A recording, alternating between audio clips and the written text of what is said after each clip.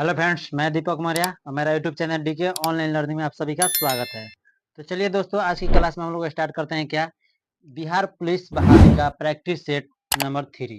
ठीक है, चलिए हम लोग आज की क्लास को स्टार्ट करते हैं। अगर आप लोगों ने अभी तक चैनल को सब्सक्राइब नहीं किया है तो चैनल को सब्सक्राइब करें, बेल आइकन घंटी को भी क्लिक कर लें ताकि हर वीडियो का नोटिफिकेशन आप तक सबसे पहले पहुंच सके और ज्यादा से ज्यादा अपने दोस्तों के पास शेयर करें। ठीक है, जितने भी ग्रुप हैं।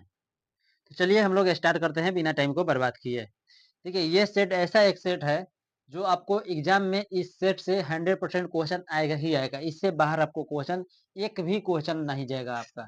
गारंटी है 100% का, आपका एक भी क्वेश्चन बाहर नहीं जाएगा। और आप लोगों को बिहार पुलिस क्लियर यानी क्वालिफाई करना है, निकालना है, जॉब लेना है, तो आप लोग समझिए कि इस सेट को आप लोग इस वीडियो को देखना बेहद ही जरूरी है। ठीक है, चलिए हम लोग स्टार्ट करते हैं। क्वेश्चन नंबर 1 पर देखिए, निम्नलिखित में भारतेंदु की सही संधि क्या है? निम्नलिखित में भारतेंदु की सही संधि क्या है, बताइए। निम्नलिखित में क्या भारतेंदु की सही संधि क्या है?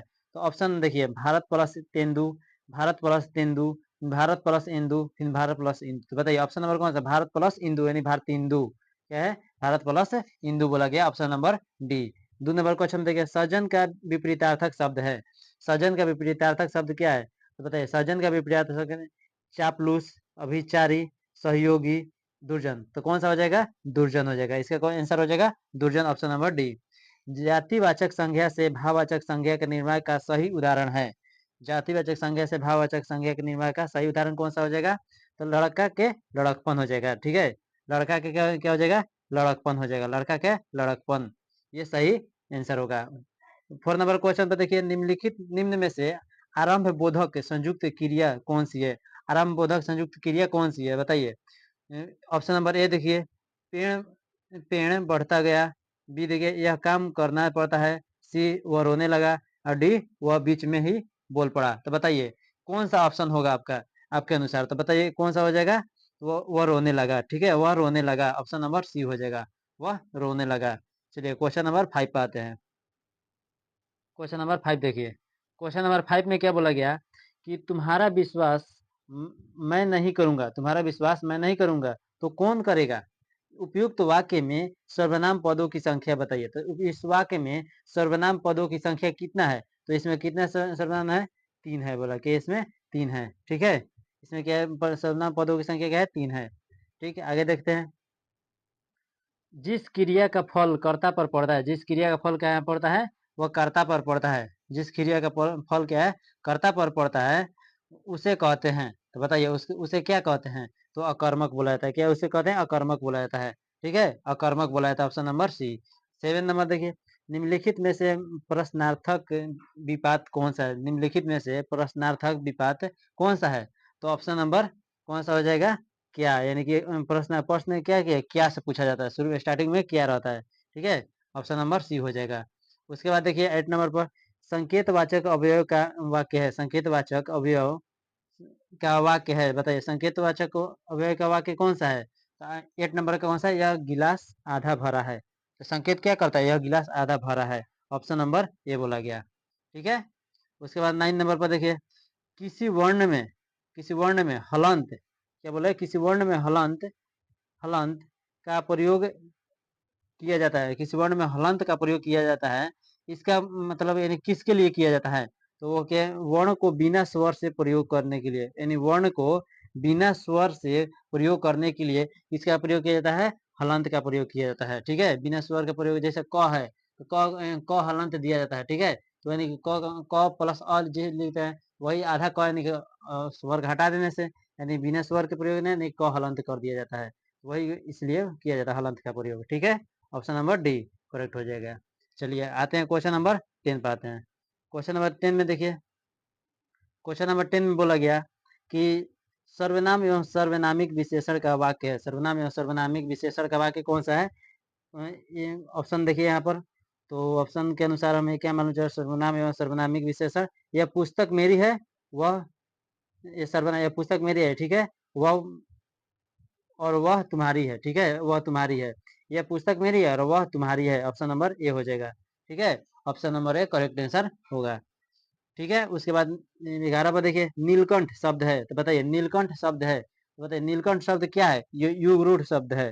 क्या है? कौन सा शब्द है? योग रूढ़ शब्द है। नीलकंठ कौन सा शब्द है? योग रूढ़ शब्द है। ठीक है, चलिए क्वेश्चन नंबर 12 पे आते हैं। ये क्वेश्चन नंबर 12 में क्या बोला गया? क्वेश्चन नंबर 12 में बोला गया आपका कि क्वेश्चन नंबर 12 में देखिए बोला गया कि कम टू माई पार्टी। क्या बोले? Come to my party dot dot Saturday night. बताइए, यहाँ पर हमको प्रीपोजिशन लगाना है, यानी कि सैटरडे नाइट। तो बताइए इसमें कौन सा प्रीपोजिशन होगा? तो बताइए, come to my party, come to my, मेरे पार्टी में आओ, सैटरडे नाइट यानी सैटरडे नाइट को पर। तो बताइए इस पर कौन सा प्रीपोजिशन होगा? तो ऑन होगा। यहाँ पर कौन सा प्रीपोजिशन हो जाएगा? ऑन हो जाएगा। तो अब नेक्स्ट क्वेश्चन देखिए, चूज द करेक्ट सेंटेंस। तो चूज द करेक्ट सेंटेंस में बताइए ये करेक्ट सेंटेंस कौन सा हो जाएगा? The doctor has been, the doctor has been living here from 2005 यानी 2005। और बी में देखिए the doctor is living here since 2005। और सी में the doctor has been living here since 2005। उसके बाद देखिए डी में the doctor had been living here since 2005। तो बताइए कौन सा आंसर हो जाएगा? इसका आंसर हो जाएगा द डॉक्टर हैज बीन, क्या बोले? Has been, the doctor has been living here since 2005 बोला गया। ऑप्शन नंबर सी बोला गया। ठीक है, ऑप्शन नंबर सी हो जाएगा, इसका करेक्ट आंसर होगा। क्वेश्चन नंबर 14 पाइए, pick out the correctly spelled word. बताइए वोकेशनली, क्या बताया? वोकेशनली बोला था इसको, क्या वोकेशनली बोला था? इसे करेक्ट स्पेलिंग कौन सा हो जाएगा? वोकेशनली। तो वोकेशनली का स्पेलिंग, करेक्ट स्पेलिंग कौन सा हो जाएगा? तो देखिए इसका स्पेलिंग हम बता रहे हैं आपको, मिला कौन सा हो जाएगा? O double C A S I O N A double L Y. O double C A, कौन सा ओ डबल सी है? ठीक है, चारों में है। एस आई, ठीक है, S I O N A double L Y. Option number D हो जाएगा। कौन सा? ऑप्शन नंबर डी हो जाएगा यहाँ पर। ठीक है, चलिए आगे आते हैं। देखिए क्वेश्चन नंबर 15 पर बात करते हैं। क्वेश्चन नंबर 15 में क्या बोला गया? क्वेश्चन नंबर 15 में बोला गया आपका कि choose the correct antonyms of the honest, यानी ऑनेस्ट का करेक्ट इंटोनिम्स बताना है। तो करेक्ट ऑनेस्ट का इंटोनिम क्या होगा? डिसऑनेस्ट हो जाएगा। ऑप्शन नंबर सी हो जाएगा। ऑप्शन नंबर सी हो जाएगा। ठीक है, ऑप्शन नंबर सी। अब इसके बाद देखिए मैथ का क्वेश्चन था। मैथ का क्वेश्चन आप लोग क्या कीजिए, इसके जरूर सोल्व कीजिए, और लास्ट में अगर नहीं बुझाए और समझ में नहीं आएगा तो आप कमेंट कीजिएगा, हम उसको फिर से आपका मैथ का क्वेश्चन आपको नेक्स्ट वीडियो में लेकर आपको बता देंगे। ठीक है, आज के लिए मैथ का क्वेश्चन छोड़ते हैं, क्योंकि हम लोग जीके जीएस पर सबसे ज्यादा फोकस करते हैं। ठीक है, मैथ का छोड़कर, क्योंकि मैथ 4-5 क्वेश्चन आता है, 5 से 7 क्वेश्चन, इससे उतना फर्क नहीं पड़ेगा। ठीक है, चलिए आगे देखते हैं। देखिए इसका एक क्वेश्चन देखिए दिया गया है, ये मैथ का क्वेश्चन 2 छोड़ते हैं, 16 और 17 छोड़ते हैं। लास्ट में कल के वीडियो में अगर नहीं समझ में आएगा तो आप लोग जरूर कमेंट कीजिएगा, बता देंगे हम। 18 नंबर क्वेश्चन देखिए, संचयी बारंबारता वक्र का प्रयोग किया जाता है, संचयी बारंबारता वक्र का प्रयोग किया जाता है प्राप्त करने के लिए। बताइए किसका, किस चीज को प्राप्त करने के लिए किया जाता है? तो 18 कौन सा है? माध्यिका, यानी माध्यिका का प्रयोग प्राप्त करने के लिए संचयी बारंबारता का प्रयोग किया जाता है। अब आते हैं क्वेश्चन नंबर 19 पर। क्वेश्चन नंबर 19 देखिए, ये भी मैथ का है, इसको भी बना लीजिएगा आप लोग। इसके बाद 20 मैथ है, 21 मैथ है, 22 मैथ है, ये भी देखिए मैथ का है।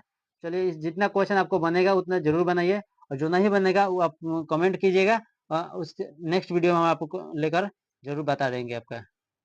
ठीक है, देखिए ये भी 23 नंबर को मैथ का ही है, और 24 भी मैथ का है, 25 मैथ है।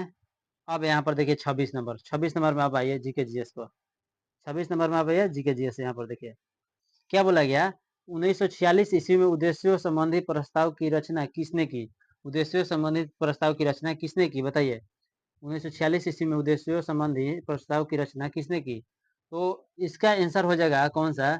ऑप्शन नंबर, यानी जवाहरलाल नेहरू बोला गया। Option number D Jawaharlal Nehru बोला गया। Option number D Jawaharlal Nehru जो है उद्देश्यों संबंधी प्रस्ताव की रचना की थी, कब? 1946, 1946 में। ठीक है, 27 नंबर क्वेश्चन में बात करते हैं। 27 नंबर क्वेश्चन क्या बोला गया? 27 नंबर क्वेश्चन कि पृथ्वी, सॉरी, पृथक निर्वाचक निर्वाचन पद्धति की शुरुआत निम्न में से किसके द्वारा हुई? बताइए किसके द्वारा हुई पृथक निर्वाचन की? तो वो किसके? मार्ले मिंटो सुधार के द्वारा। क्या? मार्ले मिंटो सुधार के द्वारा हुई थी। ठीक है, मार्ले मिंटो सुधार के द्वारा से हुई थी। ऑप्शन नंबर सी हो जाएगा। 28 नंबर में बात कीजिए, स्वतंत्रता या मृत्यु, क्या स्वतंत्रता या मृत्यु का नारा किसके द्वारा दिया गया? स्वतंत्रता या मृत्यु का नारा किसके द्वारा दिया गया था? अमेरिकी सेना के द्वारा दिया गया था। किसके द्वारा? तो अमेरिकी सेना के द्वारा दिया गया था। ऑप्शन नंबर बी बोला गया। ठीक है, option number B. 29 number question देखते हैं। 29 नंबर बोला गया कि बोस्टन बंदरगाह पर 340 चाय के बॉक्सों को समुद्र में फेंका गया। ठीक है, इस घटना को किस नाम से जाना जाता है? Boston T party. किस घटना का नाम नाम देते हैं? Boston T party. इतिहास पढ़िएगा तो उसमें मालूम चलेगा आपका कि बोस्टन टी पार्टी से इसको नाम दिया जाता है। क्या है? बोस्टन टी पार्टी के नाम से इसको जाना जाता है। इस नंबर पर बात करते हैं। अमेरिका, कनाडा, डेनमार्क, ब्रिटेन, पुर्तगाल, फ्रांस, बेल्जियम, हॉलैंड, लक्जेमबर्ग, तुर्की और ग्रीस ने एक सैनिक संधि की जिसे कहा जाता है, बताइए उसे क्या कहा जाता है?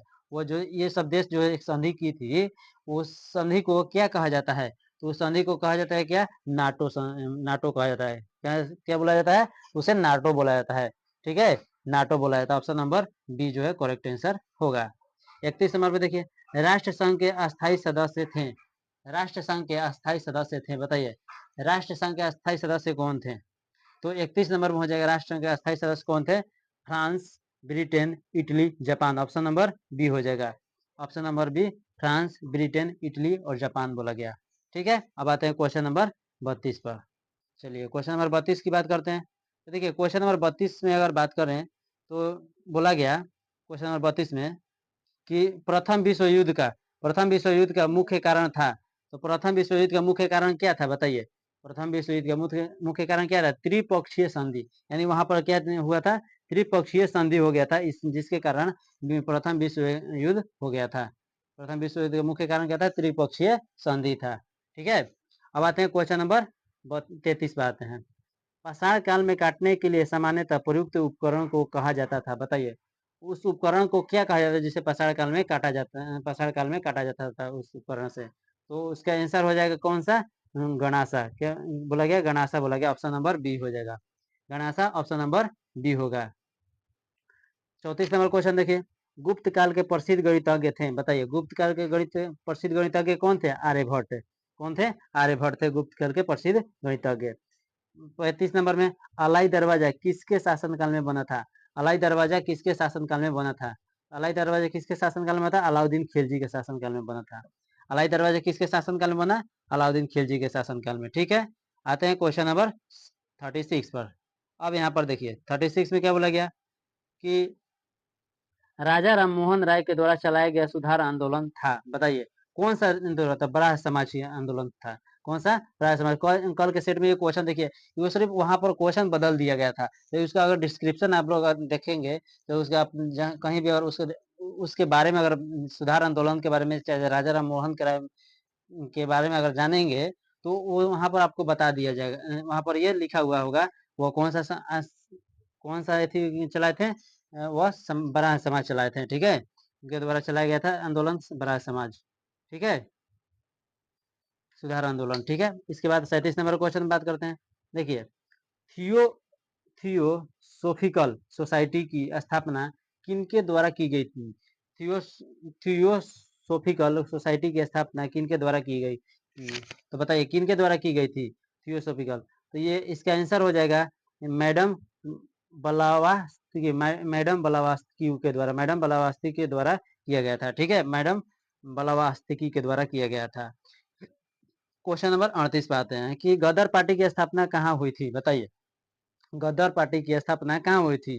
तो गदर पार्टी की स्थापना कहाँ हुई थी? कनाडा एवं यूएसए बोला, कनाडा एवं यूएसए बोला गया। कनाडा एवं यूएसए में बोला गया कि गदर पार्टी की क्या है? स्थापना हुई थी। इतना ये करेक्ट है। चलिए आगे देखते हैं। बोला गया कि महात्मा गांधी ने भारतवर्ष में पहला सत्याग्रह कहाँ कहाँ किया? कहाँ प्रारंभ किया? महात्मा गांधी पहला भारतवर्ष में पहला सत्याग्रह कहाँ आरंभ किया था? वो इसका आंसर होगा चंपारण में। कहाँ पर? चंपारण में वह आरंभ किया था। ठीक है, चंपारण में आरंभ किया था। उसके बाद क्वेश्चन नंबर देखिए, क्वेश्चन नंबर 40 में देखिए, क्वेश्चन नंबर 40 में बोला गया असहयोग आंदोलन कब शुरू हुआ था? असहयोग आंदोलन कब शुरू हुआ था, बताइए असहयोग आंदोलन कब शुरू हुआ था? तो असहयोग आंदोलन कब शुरू हुआ था? 40 नंबर का क्वेश्चन हो जाएगा वो 1920 में 1920 में बोला गया। क्या है? 1920 में बोला गया कि असहयोग आंदोलन शुरू हुआ था। ठीक है, चलिए आगे बढ़ते हैं।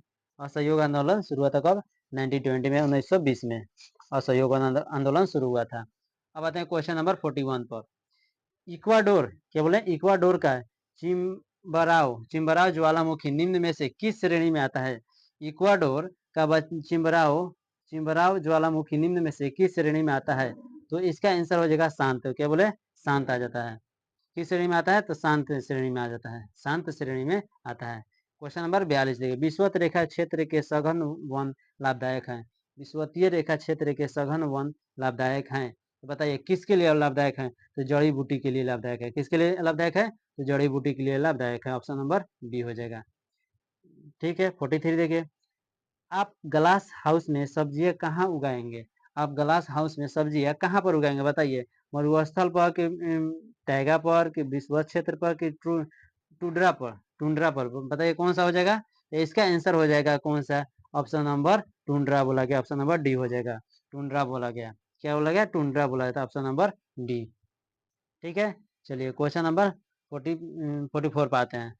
44 पे बोला है क्वेश्चन नंबर कि विषुवत रेखा के समीप तापमान सबसे अधिक होता है क्योंकि विषुवत रेखा के समीप का तापमान सबसे अधिक होता है। इसका कारण है कि ताप छोटे क्षेत्र में केंद्रित होता है।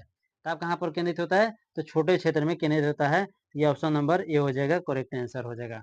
ठीक है, चलिए आते हैं क्वेश्चन नंबर 45 पे आते हैं। क्वेश्चन नंबर 45 पर देखिए आते हैं। क्वेश्चन नंबर 45 में बोला गया, क्वेश्चन नंबर 45 में देखिए क्या बोला गया कि आग्नेय सेल में निम्नलिखित कौन से तत्व नहीं पाए जाते? निम्नलिखित कौन से तत्व नहीं पाए जाते हैं? आग्नेय सेल में निम्नलिखित कौन से तत्व नहीं पाए जाते हैं? बताइए कौन से तत्व नहीं पाए जाते हैं आग्नेय सेल में? तो उसका आंसर हो जाएगा, इसे परतदार चट्टान भी कहते हैं। ये क्या बोलते हैं? 45 का बी में बोला गया, इसे इसे परतदार चट्टाने भी कहते हैं। बताइए इसे परतदार चट्टान। तो आग्नेय सेल में निम्नलिखित में से तत्व नहीं पाए जाते हैं। निम्नलिखित में से कौन से तत्व नहीं पाए जाते हैं? तो इसका तो कुछ डाउटफुल क्वेश्चन लग रहा है। ये पूछ रहा है कुछ और है, इसमें दे रहा है कुछ और आंसर में। अग्नि सर्वे निम्नलिखित में से कौन से तत्व नहीं पाए जाते हैं? जैसे परतदार चट्टाने में ये यहाँ पर तत्व पूछ रहा है। ठीक है, ये तत्व पूछ रहा है, लेकिन यहाँ पर दे रहा है कि इसे परतदार चट्टाने भी कहते हैं। तो चलिए ये भी आप ज्ञान रख लीजिए कॉन्सेप्ट कि अग्नि चट्टान को इसे परतदार चट्टाने भी कहते हैं। वो कौन से तत्व पाए जाते हैं? तो आपको अब इस वीडियो को कमेंट कीजिएगा और नेक्स्ट वीडियो में आपको ये क्वेश्चन के बारे में बता देंगे। 45 के बारे में नोट किया रहेगा। 45 क्वेश्चन नंबर। ठीक है, 45 क्वेश्चन नंबर। चलिए आगे देखते हैं। निम्नलिखित में कौन सा खाद्य फसल नहीं है? निम्नलिखित में कौन सा खाद्य फसल नहीं है? बताइए निम्नलिखित में कौन सा खाद्य फसल नहीं है? तो चाय जो है खाद्य फसल नहीं है हमारा। निम्नलिखित कौन सा खाद्य फसल नहीं है? तो चाय हमारा क्या खाद्य फसल नहीं है। निम्नलिखित में से कौन सा कारक है विषम जलवायु प्रकार के लिए मुख्यतः उत्तरदायी है? विषम जलवायु प्रकार के लिए मुख्यतः उत्तरदायी है, तो बताइए कौन सा हो जाएगा? 47 नंबर, सागर से दूरी बोलेगा। सागर से दूरी बोलेगा। जितना ही सागर से दूरी बनाए रखेंगे वो उतना ही अच्छा जलवायु के प्रकार के रूप में मुख्यतः उत्तरदायी होगा। ठीक है, चलिए आते हैं क्वेश्चन नंबर 48 पर। 48 क्वेश्चन नंबर देखिए क्या बोला गया। 48 नंबर कि जनगणना 2001 के अनुसार निम्नलिखित में से किस राज्य में महिला साक्षरता प्रतिशत सर्वाधिक है? महिला साक्षरता प्रतिशत जो सर्वाधिक है तो कौन से? केरल में। ठीक है, केरल में। ऑप्शन नंबर डी बोला गया, केरल में। लिग्नाइट किस प्रकार का कोयला है? बताइए लिग्नाइट किस प्रकार का कोयला है? लिग्नाइट किस प्रकार का? निम्न स्तर का कोयला। क्या है? निम्न स्तर का कोयला। ऑप्शन नंबर डी बोला गया। क्या बोला गया? ऑप्शन नंबर डी बोला गया, निम्न स्तर का। उसके बाद 50 पाइए, गेहूं किस जलवायु में गेहूं किस जलवायु की फसल है? गेहूं किस जलवायु की फसल है? बताइए गेहूं किस जलवायु की फसल है? तो 50 का हो जाएगा शीतोष्ण जलवायु की। क्या है? शीतोष्ण जलवायु की। शीतोष्ण जलवायु की क्या है? फसल है। गेहूं किस जलवायु की फसल है? तो शीतोष्ण जलवायु की। इंडियन कॉपर कॉरपोरेशन कहाँ स्थित है? इंडियन कॉपर कॉरपोरेशन कहाँ स्थित है? क्या है? कहाँ स्थित है बोला गया। इंडियन कॉपर कॉरपोरेशन कहाँ स्थित है? कहाँ पर स्थित है? 51 नंबर के सी बोला गया, घाटशिला में। क्या बोला गया? घाटशिला में बोला गया। ठीक है, घाटशिला में बोला गया। घाटशिला। इंडियन कॉपर कॉरपोरेशन कहाँ स्थित है? घाटशिला में। ठीक है, 51 नंबर। चलिए आगे आते हैं 52 पर क्वेश्चन 52 पे आते हैं। ठीक है, 52 नंबर क्वेश्चन में बोला गया कि निम्नलिखित में से कौन सा राज्य गेहूं के उत्पादन में प्रथम स्थान रखता है? तो उत्तर प्रदेश से इसका आंसर हो जाएगा। कल का आपको दिया दिया गया था। कल का जब सेट उठाइएगा तो उसमें आपको क्वेश्चन ये मिला था। पहले एक राजा राम मोहन राय वाला सुधार आंदोलन आया था, ब्राह्मण समाज वाला। अब देखिए ये दूसरा क्वेश्चन एक भी मिल गया। ठीक है, और भी क्वेश्चन देखिए मिलेगा। बस आप लोग सेट वाइज डेली के डेली आप सेट करते जाइए। आपको टोटली आपको क्वेश्चन सोल्व हो जाएगा। आपका जितना भी एग्जाम में आएगा क्वेश्चन 100% आपका सोल्व हो जाएगा। ठीक है, और आप लोगों ने अभी तक चैनल को सब्सक्राइब नहीं किया है तो चैनल को सब्सक्राइब करें, बेल आइकन की घंटी को भी क्लिक कर लें ताकि हर वीडियो को नोटिफिकेशन आप तक सबसे पहले पहुंच सके। और ज्यादा से ज्यादा अपने दोस्तों के पास जितने भी ग्रुप है उतने वहां पर शेयर कीजिए और सभी दोस्तों को यहाँ पर बेनिफिट इसका मिल सके। जो भी इस एग्जाम फॉर्म भर रहे हैं या फिर कोई भी एग्जाम की वो एग्जाम तैयारी कर रहे हैं, तो कॉम्पिटेटिव एग्जाम का एग्जाम देना चाहते हैं और तैयारी कर रहे हैं, तो उनके लिए बेहद ही लाभदायक है वीडियो। ठीक है, सिर्फ आपको सुन लेना है 10 मिनट, ये वीडियो क्लियर हो जाएगा आपका सारे क्वेश्चन। चलिए आते हैं 53 पर। वायुमंडल की वह परत जो पृथ्वी पर रेडियो प्रसारण के लिए उत्तरदायी है, बताइए। रेडियो प्रसारण के लिए उत्तरदायी है तो कौन सा मंडल हो जाता है? वह है आयन मंडल बोला गया। कौन सा? आयन मंडल, ऑप्शन नंबर सी बोला गया। ऑप्शन नंबर सी आयन मंडल बोला जाता है। चलिए आते हैं उसके बाद स्टेलेक्टाइट स्थलाकृति का निर्माण होता है। स्टेलेक्टाइट स्थलाकृति का निर्माण कहाँ होता है? भूमिगत जल द्वारा। क्या है? भूमिगत जल द्वारा। ठीक है, उसके बाद दार्जिलिंग जिला किस राज्य का भाग है? दार्जिलिंग जिला किस राज्य का भाग है? तो बताइए ऑप्शन क्या है? पश्चिम बंगाल का। दार्जिलिंग जिला किस राज्य के भाग है? पश्चिम बंगाल का बोला गया। ऑप्शन नंबर सी बोला गया। उसके बाद देखिए 56 पर आते हैं। क्वेश्चन नंबर 56 में बोला गया कि विधान परिषद के सदस्यों का कार्यकाल क्या है? तब बताइए कितना कार्यकाल होता है विधान परिषद के सदस्यों का? कार्यकाल कितना होता है? तो 6 वर्ष होता है। विधान परिषद की कार्यकाल क्या है? 6 वर्ष का होता है। ठीक है, आगे देखते हैं। नीति निर्देशक तत्व सरकार के मार्गदर्शन के लिए निम्नलिखित किसके द्वारा दिए गए हैं? किसके द्वारा दिए गए हैं? तो वह है संविधान के द्वारा। क्या है? संविधान के द्वारा दिए गए हैं। संविधान के द्वारा दिए गए हैं। आते हैं क्वेश्चन नंबर 58 पर। ये क्वेश्चन नंबर 58 में क्या बोला गया?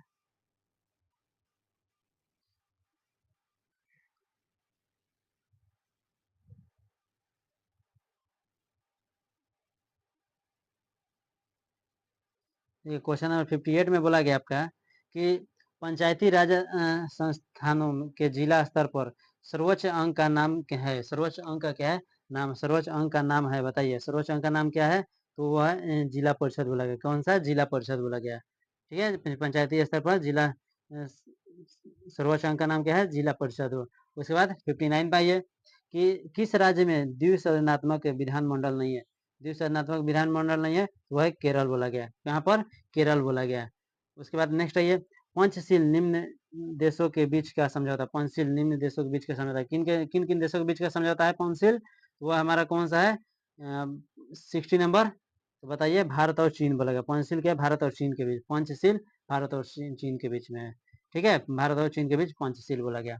उसके बाद नेक्स्ट आते हैं कि संयुक्त संयुक्त राष्ट्र में अमेरिका, ब्रिटेन, फ्रांस, रूस और चीन अस्थायी सदस्य हैं, बताइए किसका अस्थायी सदस्य है? तो सुरक्षा परिषद का। किसका? सुरक्षा परिषद। ऑप्शन नंबर डी बोला गया, सुरक्षा परिषद का बोला गया। ठीक है, क्वेश्चन नंबर 62 पर आइए। क्वेश्चन नंबर 62 में बोला गया कि भारत ने एक समझौते के तहत संयुक्त राष्ट्र को अपनी कौन सी सेना भेजने पर सहमति दी? भारत ने एक समझौते के तहत संयुक्त राष्ट्र को अपनी कौन सी सेना भेजने पर सहमति दी है? तो बताइए कौन सी सेना भेजने पर सहमति दी है? तो 62 नंबर क्या बोला गया? भारतीय वायुसेना बोला गया। भारतीय वायुसेना बोला गया। कौन सा? भारतीय वायु सॉरी सॉरी में 62 का आंसर हो जाएगा भारतीय शांति सेना। क्या बोला गया? भारतीय शांति सेना बोला गया। भारतीय शांति सेना 62 भारतीय शांति सेना बोला गया। उसके बाद 63, प्रत्यक्ष प्रजातंत्र का अस्तित्व किस देश में है? प्रत्यक्ष प्रजातंत्र का अस्तित्व किस देश में है? बताइए, प्रत्यक्ष प्रजातंत्र का अस्तित्व किस देश में है? तो किस देश में है? तो स्विट्जरलैंड बोला गया। क्या है? स्विट्जरलैंड बोला। Option number C. SAARC, SAARC, SAARC बोला गया में मुख्य भूमिका निभाने वाला देश कौन सा है? मुख्य भूमिका निभाने वाला देश कौन सा है? वह है भारत है। ठीक है, वह क्या है? भारत हमारा देश है। ठीक है, भारत है। उसके बाद आ जाता है नेक्स्ट नंबर क्वेश्चन 65 पर। 65 नंबर क्वेश्चन में बोला गया कि अनुच्छेद 19 के अंतर्गत कौन सा स्वतंत्रता का अधिकार नहीं है? अनुच्छेद 19 के अंतर्गत कौन सा स्वतंत्रता का अधिकार नहीं? आप लोग स्वतंत्रता का अधिकार जानते हैं, तो वही वहां पर देखिए चुनना है कौन सा नहीं है। तो व्यक्तिगत स्वतंत्रता का अधिकार क्या? व्यक्तिगत स्वतंत्रता का अधिकार वह नहीं है यहाँ पर, ये व्यक्तिगत स्वतंत्रता का अधिकार नहीं है। ठीक है, चलिए आगे आते हैं। निम्नलिखित में से कौन सी भारतीय संविधान की विशेषता नहीं है? भारतीय संविधान की विशेषता नहीं है, बताइए कौन सा हो जाएगा? एक अलिखित संविधान, एक अलिखित संविधान बोला गया। हम लोग क्या है, लिखित संविधान है, लेकिन ये क्या अलिखित संविधान है। भारतीय संविधान की विशेषता नहीं है। उसके बाद 67 पाइए, उच्च न्यायालय के न्यायाधीशों की रिटायरमेंट की उम्र क्या है? उच्च न्यायालय के न्यायाधीशों की रिटायरमेंट की उम्र क्या है? तो इसका 67 का हो जाएगा 62 साल, 62 वर्ष बोला गया है, 62 वर्ष बोला गया, 62 साल हो गया। ठीक है, चलिए आगे आते हैं 68 नंबर क्वेश्चन पर। ठीक है, 68 नंबर क्वेश्चन में बोला गया कि राज्य का एक मूलभूत तत्व है, राज्य का एक मूलभूत तत्व है, बताइए राज्य का एक मूलभूत तत्व है कौन सा? तो यानी संप्रभुता बोला गया है, संप्रभुता बोला गया। राज्य का मूलभूत तत्व कौन सा है? संप्रभुता बोला गया। राज्य का एक मूलभूत तत्व है संप्रभुता बोला गया। ठीक है, संप्रभुता। संयुक्त राष्ट्र अंतर्राष्ट्रीय बाल आपातकाल फंड का लघु रूप है, बताइए संयुक्त राष्ट्र अंतर्राष्ट्रीय बाल आपातकाल फंड का लघु रूप है, तो वो कौन सा हो जाएगा? तो यूनिसेफ बोला गया। कौन सा? यूनिसेफ बोला गया। ठीक है, यूनिसेफ बोला जाता है। क्या बोला जाता है? यूनिसेफ बोला जाता है। यूनिसेफ 69 क्या बोला गया? यूनिसेफ बोला जाता है। अब आते हैं क्वेश्चन नंबर 70 पर आते हैं। ठीक है, क्वेश्चन नंबर देखिए 70 पर क्या बोला गया। क्वेश्चन नंबर 70 में बोला गया, 70 में क्या देखिए बोला गया है क्वेश्चन नंबर में कि किसी राज्य के राज्यपाल के संबंध में कौन सा कथन गलत है? राज्य संबंध में कौन सा कथन क्या है? गलत है, बताइए कौन सा कथन गलत है? तो ये गलत, राज्य का चुनाव संसद करती है। क्या है? राज्य का चुनाव क्या है? संसद करती है। ठीक है, राज्य का चुनाव क्या है? संसद कर रही है, ये बात गलत है। तरंगे जो कि धातुओं में संचरित होती है, बताइए धातुओं में संचरित होती है, इसका आंसर कौन सा हो जाएगा? तो ये और भी दोनों, इसका मतलब केवल अनुदैर्घ्य, केवल अंदर, केवल अनुप्रस्थ, यानी कि ये दोनों हो जाएगा। ए और बी दोनों बोला गया, ऑप्शन नंबर सी बोला गया। ठीक है, ऑप्शन नंबर सी। 72 देखिए, एक चाबी भरी घड़ी की कमानी में किस प्रकार की ऊर्जा होती है? एक चाबी भरी घड़ी की कमानी में किस प्रकार की ऊर्जा होती है? बताइए कौन किस प्रकार की ऊर्जा होती है? स्थितिज ऊर्जा होती है। कौन सी ऊर्जा होती है? स्थितिज ऊर्जा होती है। 73 नंबर क्वेश्चन नंबर क्या? 73 बोला गया। क्वेश्चन नंबर 73 बोला है। ठीक है, क्वेश्चन नंबर 73।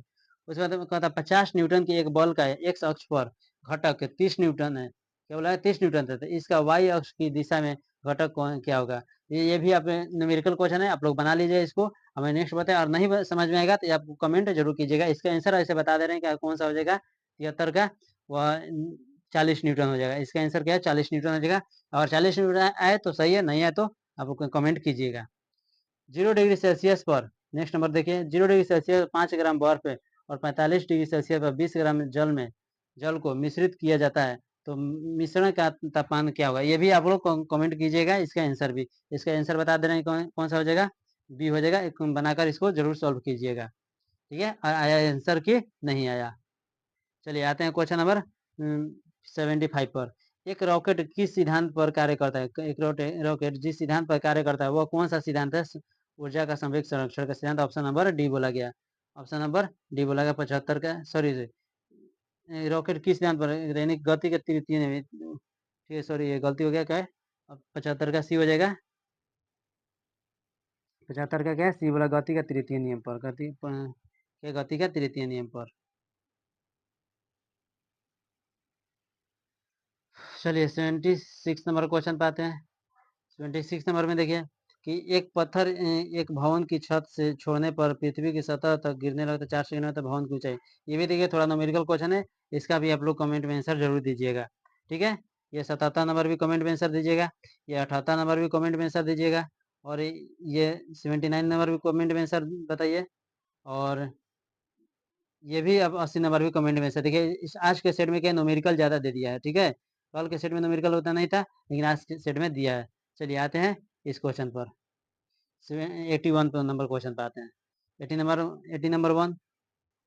81 पर आते हैं। घरेलू खाना पकाने की गैस यानी द्रवित पेट्रोलियम गैस में मुख्य रूप से होते हैं, बताइए क्या होते हैं मुख्य रूप से?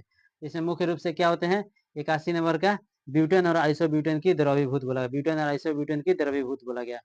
ब्यूटेन और आइसोब्यूटेन की द्रवीभूत बोला जाता है।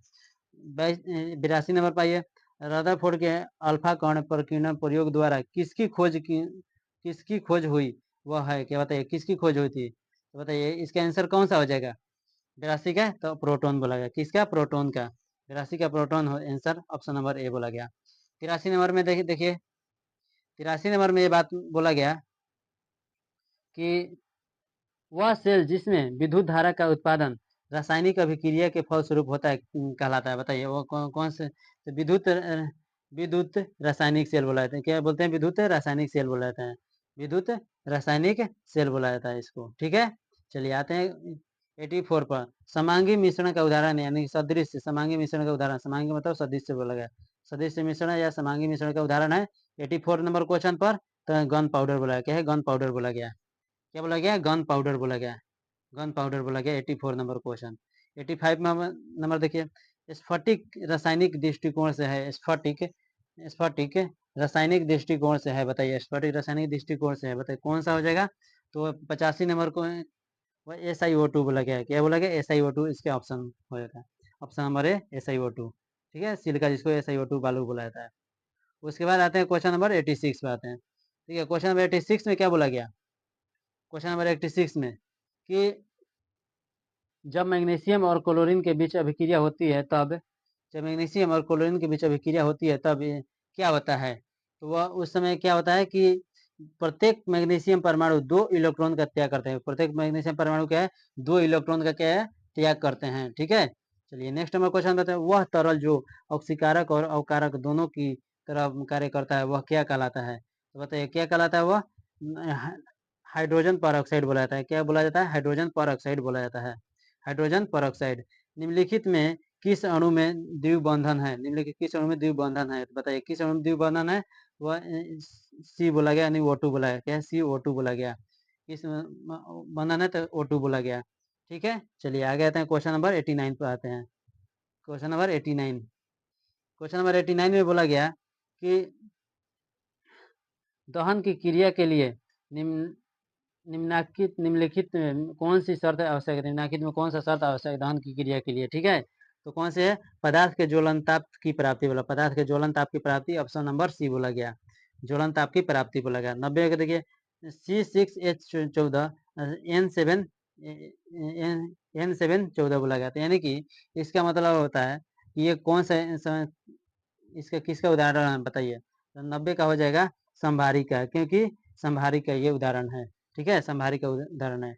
उसके बाद नेक्स्ट में बताइए कि प्रकाश संश्लेषण की दर अधिकतम होती है। बताइए प्रकाश संश्लेषण की दर अधिकतम होती है कहाँ पर, तो लाल रंग के प्रकाश में। क्या बोला गया, लाल रंग के प्रकाश में वो अधिकतम होती है, ठीक है। चलिए आगे आते हैं क्वेश्चन नंबर 92 पे आते हैं। क्वेश्चन नंबर 92 पे आते हैं, ठीक है। ठीक है, क्वेश्चन नंबर 92 में बोला गया, 92 नंबर क्वेश्चन बोला कि एक पौधे पर दूसरा उगने वाला पौधा कहलाता है, एक पौधे पर दूसरा उगने वाला पौधा कहलाता है। बताइए क्या कौन सा पौधा कहलाता है, तो 92 का हो जाएगा वही एमपी फाइट बोला गया, एमपी फाइट बोला गया, ठीक है, एमपी फाइट बोला गया, एमपी फाइट बोला जाता है इसको। उसके बाद 93 भाई है, एम्फीबियम एम्फीबियंस है, एम्फीबियंस है, बताइए क्या है एम्फीबियंस। 93 नंबर हो जाएगा कि जल और थल दोनों दोनों में समान रूप से रहते हैं, जल और थल के दोनों में समान रूप से रहते हैं, उसे एम्फीबियंस बोला जाता है। 94 नंबर पाइए, निम्नलिखित में से कौन कौन पौधे में उत्सर्जन का एक उत्पोधक उपोत्पाद नहीं है, उपोत्पाद नहीं है, तो बताइए 94 नंबर कौन सा, यूरिक एसिड बोला गया। 94 नंबर यूरिक एसिड बोला जाता है इसमें, इसका आंसर हो जाएगा सी। 95 पे आते हैं, क्वेश्चन नंबर 95 देखिए। तो 95 नंबर क्वेश्चन में बोला गया कि निम्नलिखित में कौन सी संरचना प्रोकैरियोटिक कोशिका में नहीं पाई जाती है, प्रोकैरियोटिक कोशिका में नहीं पाई जाती है, बताइए कौन सा, तो केंद्रक झिल्ली बोला गया। कौन सा, केंद्रक झिल्ली जो है नहीं पाई जाती है, प्रोकैरियोटिक कोशिका में नहीं पाई जाती है, केंद्रक झिल्ली। 96 पर आते हैं, फसलों पर डीडीटी बोला गया कि छिड़काव से प्रदूषित होता है, बताइए डीडीटी छिड़काव से प्रदूषित होता है, क्या होता प्रदूषित होता है, तो वायु मृदा और जल बोला गया। क्या है, वायु मृदा जल बोला गया है, इसमें ऑप्शन नंबर बी बोला गया, ठीक है। चलिए आते हैं क्वेश्चन नंबर 97 पर। क्वेश्चन नंबर 97 में देखिए क्या बोला गया, 97 में बोला गया कि एम क्या बोले, एफ्ला एफ्लांटिक्सन नामक बीज से उत्पन्न किया जाता है। एम्फ्लिक्टिक्सन नामक बीज से उत्पन्न किया जाता है फंगस द्वारा। क्या है, किसके द्वारा, तो है फंगस के द्वारा। ठीक है, फंगस के द्वारा वह उत्पन्न किया जाता है, फंगस के द्वारा। 98 में मानव शरीर के किस अंग में रुधिर ऑक्सीजन युक्त होता है, रुधिर ऑक्सीजन युक्त होता है। मानव शरीर के किस अंग में रुधिर ऑक्सीजन युक्त होता है। 98 का हो जाएगा कौन सा, तो फेफड़ा। क्या है, फेफड़ा। ऑप्शन 98 का बी हो जाएगा, फेफड़ा बोला गया। ठीक है, उसके बाद 99 का बोला गया सुमेलित युग में नहीं है, सुमेलित युग में नहीं है। तो बताइए सुमेलित युग में कौन सा नहीं है इसका, तो 98 का हो जाएगा, 99 का केवल सुमेलित युग में नहीं है। तो बताइए, ऑप्शन में देख लिए, इसका आंसर क्या कौन सा हो जाएगा, तो साल्मोनेला यानी कुष्ठ, साल्मोनेला कुष्ठ जो है सही ऑप्शन नहीं है। ठीक है, और साल्मोनेला कुष्ठ बोला गया। 100 नंबर क्वेश्चन, लास्ट क्वेश्चन पे आते हैं। क्या बोला गया लास्ट क्वेश्चन में कि बोला जाता है कि मियोसिस के लिए कौन सा कथन सही है, मियोसिस के लिए कौन सा कथन सही है। बताइए मियोसिस के लिए कौन सा कथन सही है। 100 का हो जाएगा मियोसिस 1 अर्धसूत्रीय विभाजन बोलेगा, ऑप्शन नंबर बी बोला गया। ठीक है, चलिए आज की क्लास को हम लोग इतना ही पर एंड करते हैं। और आप लोगों ने अभी तक चैनल को सब्सक्राइब नहीं किया है तो चैनल को सब्सक्राइब करें, बेल आइकन घंटी को क्लिक करें। और नेक्स्ट डे हम लोग नेक्स्ट वीडियो लेकर आते हैं, नेक्स्ट प्रैक्टिस सेट लेकर आते हैं।